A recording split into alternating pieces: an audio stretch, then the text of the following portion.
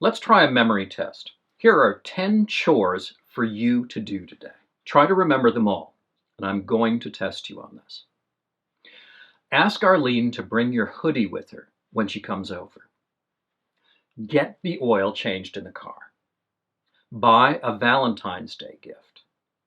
Take some overdue books to the library. Book a cottage for your summer vacation. Book a massage for your partner. Pick up a package at the waterfront depot. Make sure the guest room is free of spiders. Pick up your daughter from school. Weed the garden. Okay, keep all that in mind.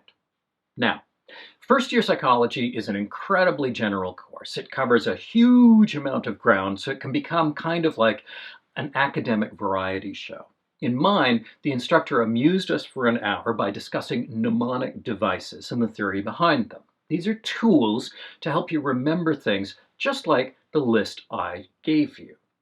Now, some mnemonics work by ordering concepts into letter sequences. SMART goals, for example, are small steps characterized by being specific, my own, action-oriented, realistic, and time-defined. The cranial nerves are supposedly remembered by "On old Olympus towering top, a Finn and German viewed some hops." Each word is one of the nerves. In other words, olfactory, optic, oculomotor, trochlear, trigeminal, abducens, facial, auditory, glossopharyngeal, vagus, spinal accessory, and hypoglossal. With its letter repetitions, this is perhaps the least helpful mnemonic in history. At least that's what I thought when I was studying for a neuropsychology exam. Other mnemonics rely on the memorability of imagery. Greek orators allegedly remembered their speeches by placing their ideas in sequence in different rooms of an imaginary house. Now, during the talk, they would walk through that house in their mind and be reminded of what to say next. Each item in the mnemonic is like a peg that you can hang the different bits on. But way back there in that first psychology course, I learned one of the most basic and well-known mnemonics, and it has proven itself to be invaluable to me ever since. It's a visual mnemonic, a pegword system, and it's used for remembering lists of unrelated ideas or items. For example, when I'm getting ready in the morning, I'm often thinking of the stuff I have to do that day, but then I worry I'm going to forget half of it. And I don't have my phone, or I'm in the shower, so I can't write anything down. So how am I going to remember all that stuff? Well, you can use a pegword system. To begin, you have to memorize a rhyming sequence. And because it rhymes, it's pretty easy to learn. A couple of run-throughs, and you will have it. Trust me. So here's the sequence. 1 is a bun, 2 is a shoe, 3 is a tree, 4 is a door, 5 is a hive, like a beehive, 6 is a bundle of sticks, 7 is heaven, 8 is a gate, 9 is a mine, 10 is a hen, a chicken. You can add more numbers, but I find that 10 is usually enough. If I have more items to recall, it's generally time to start a paper list. To remember your list of items, you create an image that combines the item with the visual element associated with each number. If you need to buy eggs at the store, for example, you might imagine a bun, 1 is a bun, with an egg in the middle. When it's time to remember your list, you call up the numbers one at a time, and you recall the element associated with that number. For example, 5, hive.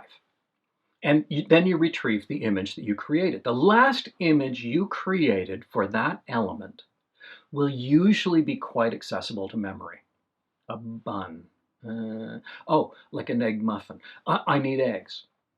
It can help if the image is quite striking or odd. So rather than being a standard egg sandwich, you can imagine the egg being in the shell between 2 pieces of bread. I use this mnemonic whenever I catch myself thinking of things I should remember at a later time, and I don't have immediate access to pen and paper, or I don't want to bother with the list-making tool on my phone. So, quiz time. What were your 10 chores? If you're playing along, and I hope you are, stop this video and write them down. What do you have to do today? See if you can get all 10. Go.